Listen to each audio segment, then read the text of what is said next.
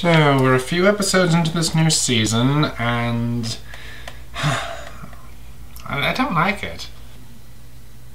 What's wrong? Well, you see, it's just all so different. I mean, the new set, the show's formatted differently, and then there's this whole storyteller persona you've adopted. I just thought I had a nice ring to it when Jennicron called me that.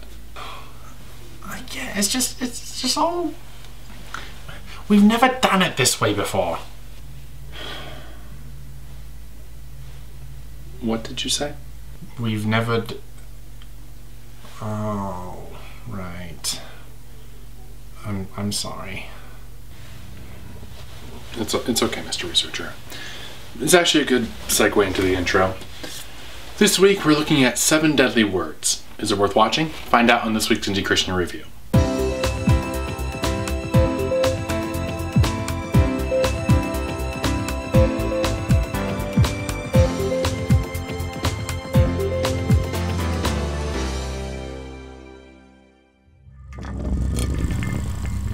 Being a pastor is a tough job, tougher than a lot of people realize.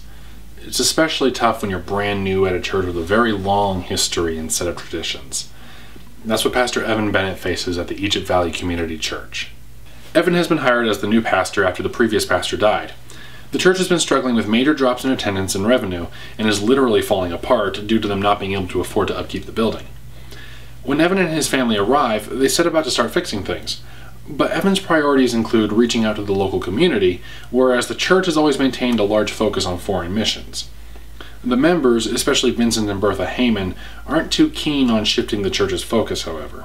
But things go from minor tension to complete hostility when Evan proposes an emergency budget change that would close the separate missions account and merge it with the church's general fund. One of the Heyman's daughters is actually serving as a foreign missionary and is supported by the church, so they view this change as an attack on their family. As Evan continues reaching out to the community and seeking to change how the church is run to a more biblical direction, the hostility turns into an all-out war within the church, with the Heymans leading their faction of staunch traditionalists on one side, and Evan, his family, and the rest of the church on the other. And the argument the Heymans keep bringing up over and over can be summarized in those 7 deadly words.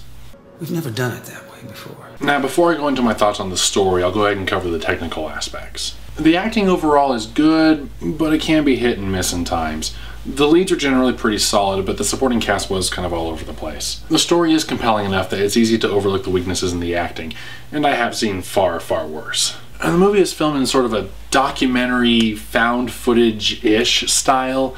It's incorporated into the story early on that it's all being filmed by 2 college student filmmakers. It's put together in a way that reminds me of the mockumentary style of intercutting interviews with the narrative footage, but obviously without the intent of creating humor. This is definitely a drama. I'm just not sure how it really added to the story. Plus, with all the different angles and cutaways they managed to do throughout it, I did find it hard to believe that it was supposed to have been filmed live with only 2 cameras. So while I applaud the production team for trying something different, I think it could have been filmed as just a traditional movie style and still been just as good. Because this is a good movie. What makes it good is the story. This movie touched me in a very deep way because it deals with a topic that, in my experience, a lot of Christians are ignorant of. What it's like to be a pastor and a pastor's family. I'm sure we've all heard horror stories of church splits, and maybe some of you have gone through a split or some other kind of drama within your church. If so, this movie is going to become very personal, no matter which side of the divide you fell on. What I appreciate is that this movie treats the topic with respect and is sympathetic to the pastor and his family who have to deal with these stubborn people who cling to unbiblical or just misguided traditions. I know I don't really talk much about doctrine or theology on this show, and I do that on purpose, because I know not everyone's going to agree with me on every point.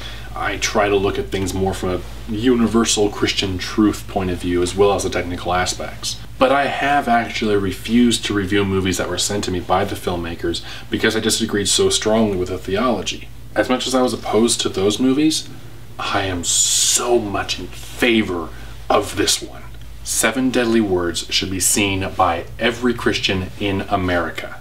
And yes, you can quote me on that. This movie has such a powerful message about the dangers of letting our own traditions of how we do church take precedence over what the Bible says we're supposed to be doing. Now, I know I just said I don't touch on doctrine or theology, but I'm going to hop on a soapbox here because this is a topic I feel very strongly about. This wasn't explicitly stated in the movie, but I did see a very subtle theme of the dangers of treating a church and running a church like a corporation. Most churches have bylaws. Most churches are run by a board of some kind.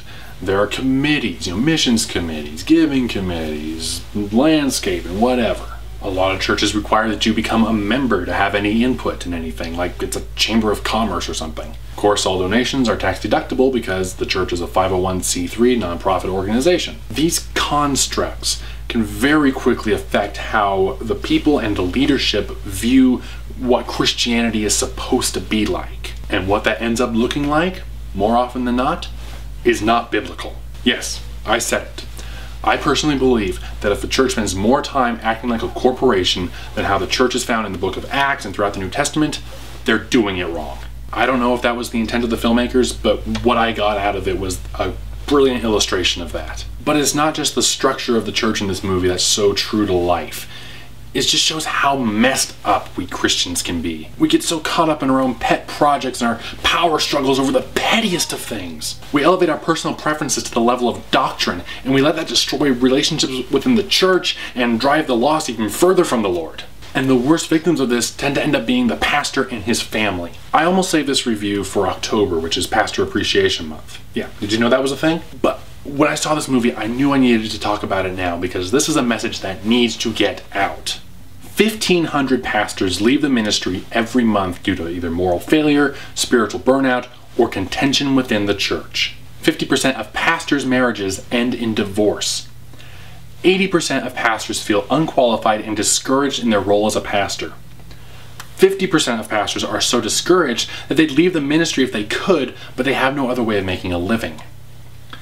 80% of seminary graduates who enter the ministry will leave within the first 5 years.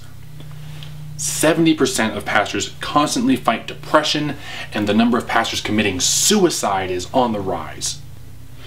I think this is probably the most important movie I have ever reviewed on this show, because this is not fiction. This is happening right now in churches all over the country.